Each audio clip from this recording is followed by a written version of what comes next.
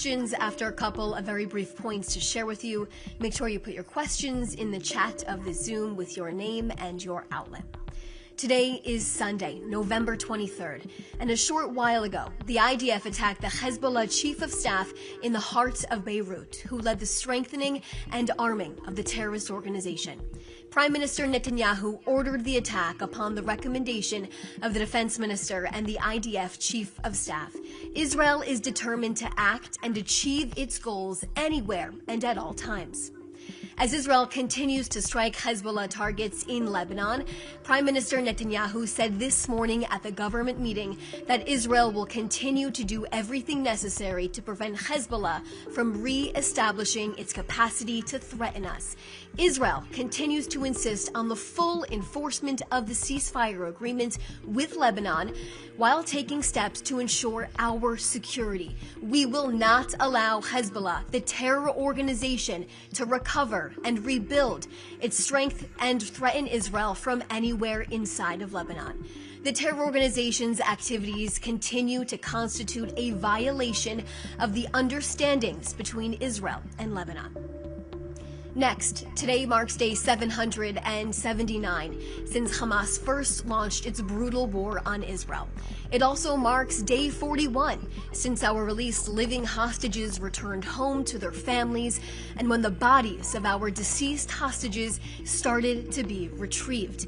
The first time Hamas violated the ceasefire plan was almost 41 days ago, when they decided not to return all 48 of our hostages, including all of our deceased hostages, as we still have 3 of them in captivity right now.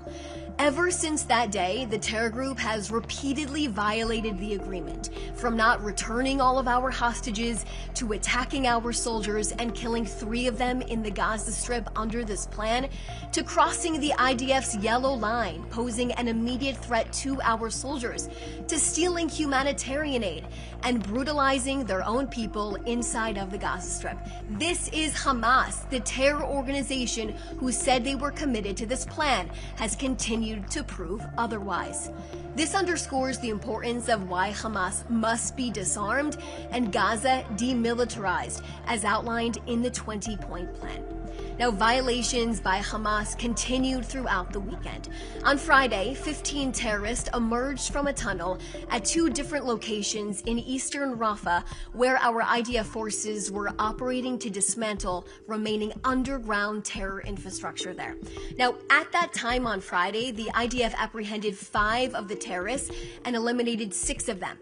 After 24 hours of locating the remaining terrorists that emerged from that tunnel who were hiding out in Rafah, all 17 terrorists who attempted to flee the underground terror infrastructure were accounted for, with 11 terrorists eliminated and 6 terrorists apprehended and transferred for further questioning. Now, on Saturday, an armed terrorist crossed into the IDF's yellow line with a vehicle and situated himself on a humanitarian road where aid enters southern Gaza. The terrorist started firing at IDF soldiers deployed in the nearby area. The incident was caught on an IDF drone and can be seen as clear as day. A terrorist with a hoodie on is located on this humanitarian road outside of a parked vehicle, and he begins shooting in the direction of where our soldiers are located. Soon after, the soldiers eliminated that terrorist. This is an example of a blatant violation of the ceasefire agreement, and in response, the IDF began striking Hamas terror targets inside of Gaza. Now, as a result, Israel eliminated 5 senior Hamas terrorists, including the head of supply in Hamas's production headquarters. This person was a central source of knowledge in the organization's supply and production systems. Now, during the war, he also operated to transfer weapons from Hamas's headquarters to battalion and field commanders for use against IDF forces. Israel will not accept violations by Hamas under the ceasefire framework, and our IDF forces will continue to remain deployed in the Gaza Strip in accordance with the agreement. Israel will not rest until all of our hostages are home, the remaining 3 hostages, as they should be returned home for proper burial by now. The mediating countries must insist on the full execution of the framework and hold Hamas to its commitments to return all of our hostages. As the Prime Minister said at the beginning of the government meeting this morning, since the ceasefire started, Hamas has not stopped violating the ceasefire, and Israel is responding accordingly. After these repeated violations, Israel thwarted these attempts to harm our soldiers with great force. Prime Minister Netanyahu has made it abundantly clear. Israel operates without depending on anyone, and immediate actions to thwart attacks are carried out automatically by the IDF. Israel decided without dependence on any external party on how to defend itself, remove threats, and repel attacks. Israel is responsible for its own security, and the Prime Minister says it is of utmost importance for Israel to secure all of its borders, and that's why Israel is continuing to strike terrorism on several fronts. Okay, so the first question, Pesha from Reuters. Number one, there was an Israeli strike on Beirut today. What was the name of the target? Should we expect further strikes on the city? Does this mean the ceasefire is over? Does Israel plan to launch a renewed offensive on Lebanon, and to what extent? Now, as the Prime Minister said this morning, we will continue to do everything necessary to prevent Hezbollah from re-establishing its ability to threaten us, and he meant it when he said that.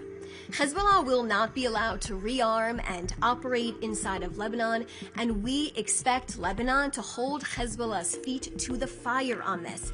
Prime Minister Netanyahu also made it clear, like I mentioned in the briefing, Israel operates without depending on anyone, and immediate actions to thwart attacks are taken by the IDF automatically. The State of Israel continues to insist on the full enforcement of the ceasefire agreement with Lebanon, while taking steps to ensure our security as well. We will not allow Hezbollah, the terrorist organization, to recover, rebuild its strength, and threaten Israel from anywhere inside of Lebanon. Hezbollah's terrorist activities constitute a violation of the understandings between Israel and Lebanon, and the IDF will continue to operate to remove any threats to the citizens of Israel, our security forces, and our soldiers. Associated Press. Can you please confirm the targeted person in Beirut? The statement that I read in the briefing is what I can share with you right now.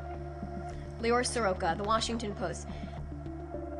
Matthew Duran from ABC Australia. How does the strike on the Hezbollah Chief of Staff not amount to a breach of the ceasefire by Israel, given the location of the strike being Beirut, far from the area south of the Litani River?